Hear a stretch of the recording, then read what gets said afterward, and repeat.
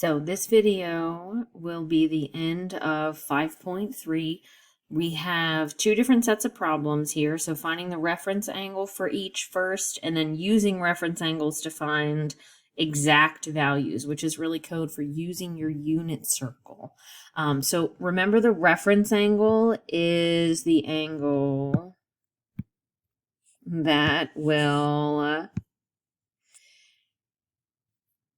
measure from the horizontal axis to the angle. So anything in the first quadrant is just as stated. Any angle that works its way into the second quadrant, so anything that might appear to be here, whatever this angle is, I can then find by taking 180 minus that to see what's left over inside. Anything that goes all the way around to quadrant 3, I actually want to take the angle and subtract 180 to get me closer to my horizontal axis there. And then the final one, if it loops all the way into the fourth quadrant,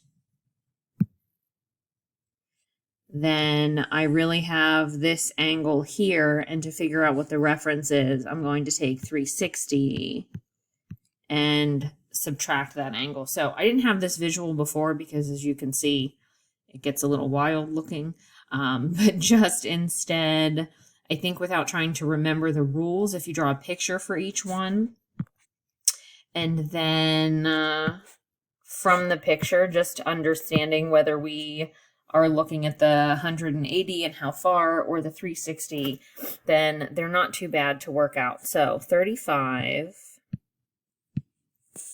is 160 degrees. So 160 degrees would take me into my second quadrant. And so to figure out how far that is from the axis, then I would take 180 and subtract and end up with a 20-degree reference angle. And so this was the idea that we had with some of those slower unit circle videos. If you think of this triangle and reflect it over the axis, then it's those angles here and here in green that would be the same. And that's the idea of the reference angle. So something like 37 at 205. That takes us,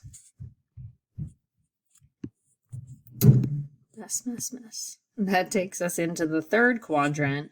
So how far past 180 did we end up going? Which is why we take 205 and subtract the 180 degrees to get a 25-degree reference angle. For 39, we are making an almost complete circle. For 355 degrees, that's practically 360. And so I am only 5 degrees from my axis here. And I can still visualize this with a triangle. It's just instead of flipping it left to right over the y-axis, I would be flipping it up or down over the x-axis instead. So when we get into radians, it, again, would be nice to have the unit circle in front of us to work through. Gets a little bit harder, perhaps, to remember where those values are. Sorry for the movement. So 41, I'm looking at 7 pi over 4. And so pi over 4, 2 pi over 4, 3, 4, 5, 6 pi over 4. So 7 pi over 4 is actually here in the fourth quadrant. And 2 pi would be a full circle. So in terms of fourths, I have to multiply 2 by 4 to get that common denominator. So 8 pi over 4 is the same thing as 2 pi over 4. So it's really not 360 minus the measure, but 8 pi over 4 is equivalent to 360, and that gives me my common denominator. So 8 pi over 4 minus 7 pi over 4 gives me just pi over 4 for that final answer. It's the common denominators again. Nothing else changes as we work through. It's just a matter of where is it. And so I know where to subtract from. So 43 is 5 pi over 6. And 5 pi over 6 is over here in the second quadrant. So that, again, is getting close to where that 180 cutoff would be. And 180 degrees is equal to pi. And so I would need 6 pi over 6 to have common denominators to have that equal to pi. And subtracting off my 5 pi over 6 leaves me with just pi over 6. So the next set get me into some negative angles, which is just spinning the other way around. So 45 is 150 degrees, but because it's a negative 150, I have to go around clockwise instead. And so my negative 150 would be 30 degrees from my 180.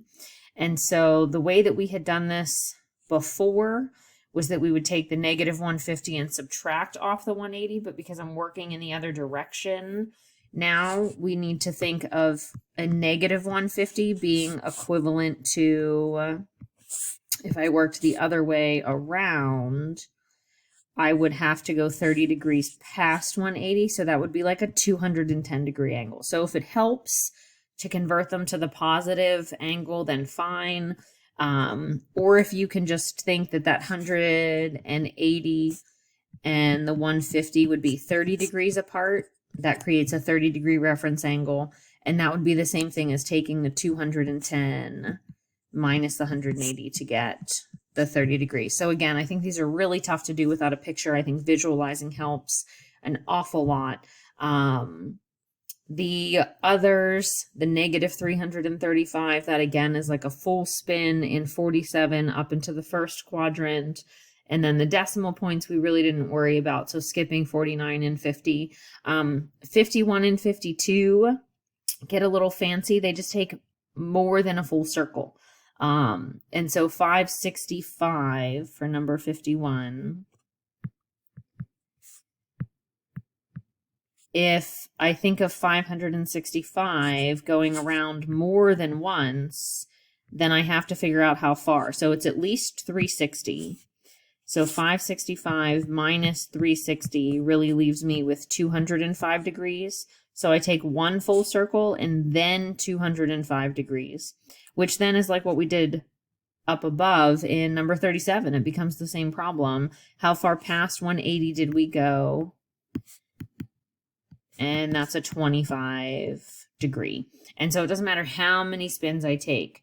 It's what I end up with once I'm in between 0 and 360 or 0 and 2 pi to see how far I go. So hopefully your pictures make sense. And again, just eyeballing it to get as close as you can to try to help to make it look just about right. 61 through 86 then, the second set of problems using reference angles to find exact values. This is where we need our unit circle in front of us. And so cosine again is the x-coordinate. And the sine of the angle is going to be the y-coordinate. So my others, I have to consider what the fractions would be. Like tangent would be one angle, the y-coordinate of the angle divided by the x-coordinate at the angle.